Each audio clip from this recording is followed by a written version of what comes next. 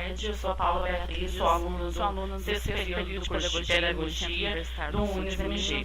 Vou fazer a apresentação do trabalho de metodologia ativa. Meu tema é História de Caso, sexto período de Pedagogia no Centro Universitário do Sul de Minas, do UniSMG. Vou fazer a apresentação da metodologia ativa. Então, é a inserção do aluno como agente responsável pela aprendizagem, é tirar o foco do professor e colocar no aluno, é uma aprendizagem por meio de experiência, um professor mediador e facilitador, é uma aprendizagem dinâmica. Então, a metodologia ativa é utilizada realmente como um diferencial para as aulas, querendo inovar, querendo trazer algo de diferente para as aulas e com o principal objetivo de fazer com que o aluno, ele seja o agente principal responsável pela sua aprendizagem. O que é um estudo de caso? Então, o estudo de caso é um problema mal estruturado que deverá ser solucionado ou sugestões devem ser apontadas. Então, exige empenho do aluno para solucionar, é uma forma de aprofundar no determinado conteúdo, um método de investigação. Ele faz com que o aluno tenha uma visão mais ampla do conteúdo, não fique focado apenas num único detalhe, veja cada detalhe, tenha que analisar cada aspecto do estudo.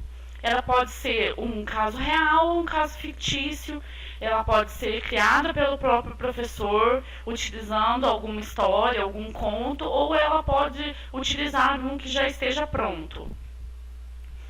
O estudo de caso na sala de aula. Então, o professor ele tem que estar preparado para poder abordar o assunto, ele tem que dominar, ele tem que escolher, ele tem que conhecer muito bem o caso escolhido. Ele tem que pensar, se antecipar em quais serão os questionamentos possíveis que o aluno pode fazer. E é muito importante também formular um conjunto de perguntas para nortear os alunos. Nota de aula e plano para utilizar o caso. Alguns estudos de caso que estão prontos, nós temos muitos estudos prontos, eles já têm essa nota de aula pronta. Caso não tenha, é muito importante que o professor faça. O que é uma nota de aula?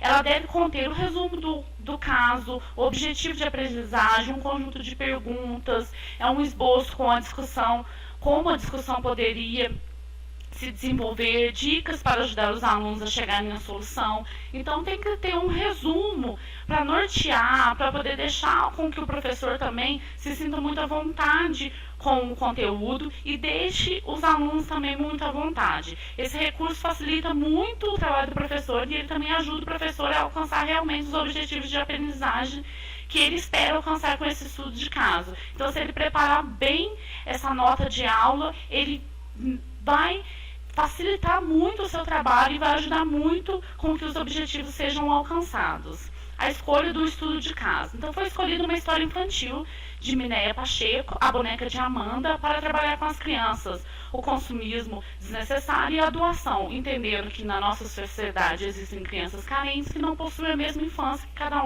cada aluno da escola. Assim, devemos dividir e fazer outra criança feliz. Então, estou utilizando uma história infantil, que eu transformei num estudo de caso, um pouco mais simples, que eu pensei realmente em abordar na educação infantil, no primeiro ano do ensino fundamental. Então, fiz uma proposta mais simples, mas fazendo com que as crianças possam pensar, além de realizar, solucionar a história, para que elas também repensem no consumismo exagerado, na quantidade exagerada de brinquedos que ela tem. Na utilização desses brinquedos, eu utilizo muito um brinquedo, mas deixo muito um brinquedo de lado, pensar no próximo, trabalhar valores com essa criança. Eu tenho na minha vizinhança uma criança que não tem as mesmas oportunidades que eu tenho, fazer com que ela entenda essa diferença. Trabalhando agora. Então, a história ela foi dividida em 3 partes, para as crianças possam pensar e avaliar. Então, eu dividi a história em 3 partes, contava um pedaço da história, e a criança tem que pensar em o que seria a melhor forma de continuar a história. O que o meu personagem tem que fazer para poder continuar a história. A cada debate, as crianças devem sugerir primeiro e logo após outro trecho da história lido. Então, eu pauso a história, as crianças vão sugerir sugestões do que ela acha que deve fazer, por que ela deve fazer isso, por que a minha personagem deve fazer isso, por que a boneca deve fazer isso, o que a fada pode fazer pela boneca, o que a Amanda pode fazer. Então, eles têm que dar essas sugestões do que eles acham melhor. Ah, mas o meu amiguinho, ele falou tal sugestão, mas o que você acha da sugestão dele? Você concorda com a sugestão dele? Depois, o trecho é lido para poder ver o que realmente foi feito.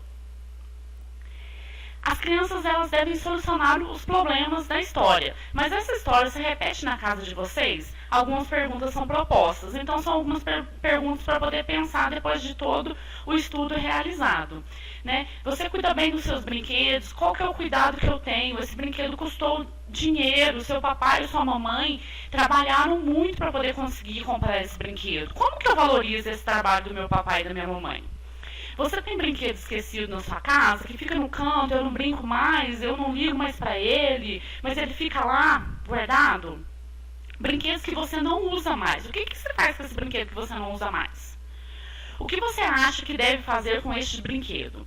Você conhece alguém para doar os seus brinquedos? Quem que você conhece? Como que essa criança vive? Como que é a história dessa criança? Ela brinca com o que se ela não tem esses brinquedos que você tem?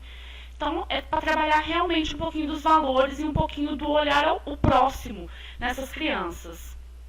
Gesto concreto. Então, as crianças, elas devem trazer um dos seus brinquedos para doação.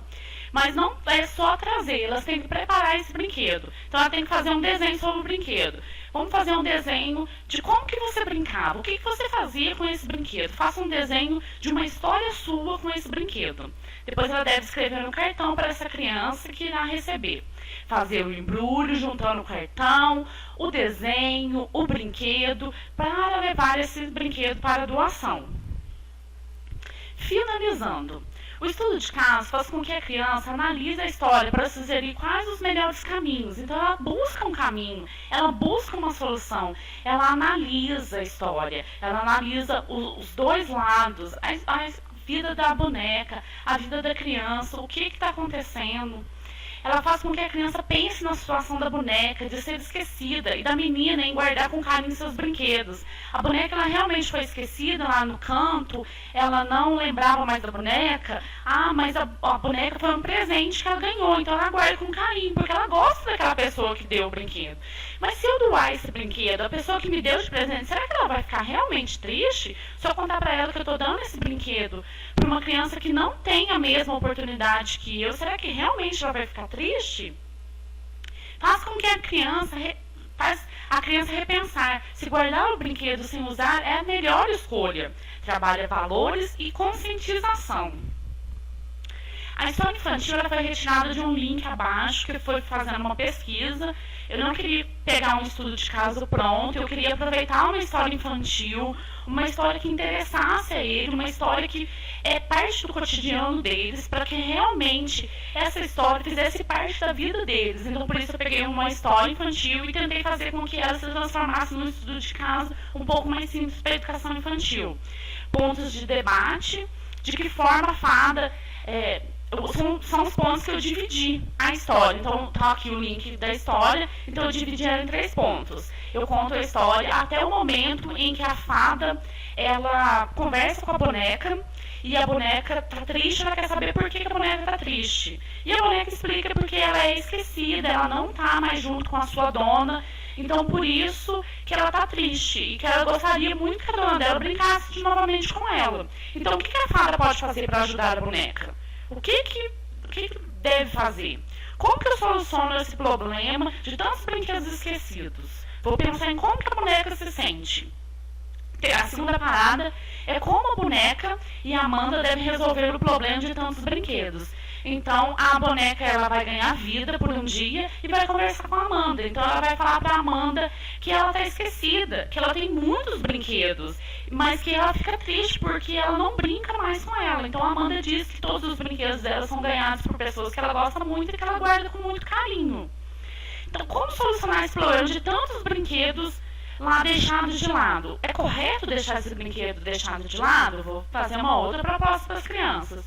E a segunda, o terceiro ponto é o que vai acontecer com a boneca Amanda. Então, a Amanda e a boneca decidem que é melhor doar, que tem um orfanato perto da casa da Amanda, e o mais indicado seria doar esses brinquedos. A Amanda vai separar todos esses brinquedos para doação, vai ver o que ela não brinca mais, vai colocar todos dentro de uma caixa. Mas o que será que vai acontecer com essa boneca? Ela vai para dentro da caixa da Amanda? Ela vai ficar com a Amanda? O que deveria acontecer? Como que a Amanda deveria tratar essa boneca? Sendo que essa boneca trouxe para ela uma realidade que a Amanda ainda não estava enxergando.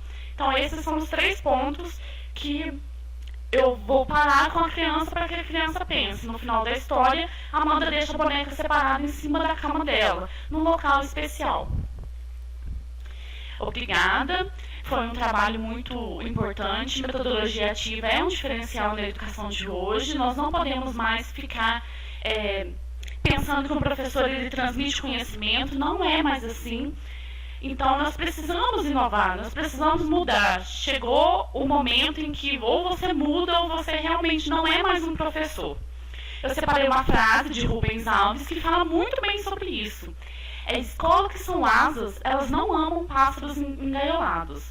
O que elas amam são pássaros em voo. Existem para dar aos pássaros coragem para voar. Ensinar o voo, isso elas não podem fazer, porque o voo já nasce dentro dos pássaros. O voo não pode ser ensinado, só pode ser encorajado. Então esse é o nosso papel, de encorajar essas crianças, de ser realmente um professor mediador.